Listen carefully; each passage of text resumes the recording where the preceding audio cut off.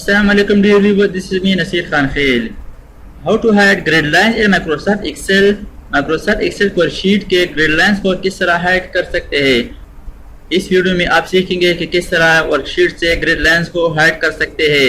अगर आप तमाम वर्कशीट के ग्रिड लाइंस को हाइड करना चाहते हैं तो वो तरीका भी सीखेंगे, और अगर किसी स्पेसिफिक रेंज वाली ग्रिड लाइंस को आप हाइड करना चाहते हैं तो वो भी आपको बताएंगे इस वीडियो में। अगर आप चाहते हैं कि तमाम वर्कशीट के ग्रिड लाइंस हाइड हो जाए तो इसके लिए व्यू टैब पर क्लिक करें, और व्यू टैब के अंदर यहाँ पर ग्रिड लाइंस की ऑप्शन मौजूद है, व्यू ग्रिड लाइन, इसको चिप को हटा दें।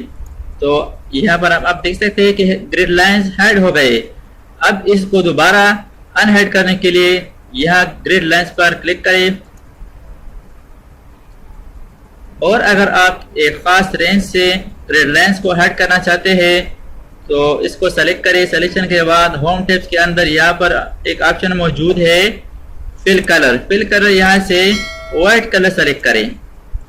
इस रेंज से ग्रिड लाइंस हाइड हो गए। तो इस तरीके से आप माइक्रोसॉफ्ट एक्सेल में एक खास रेंज से या कंप्लीट वर्कशीट से ग्रिड लाइंस हाइड कर सकते हैं।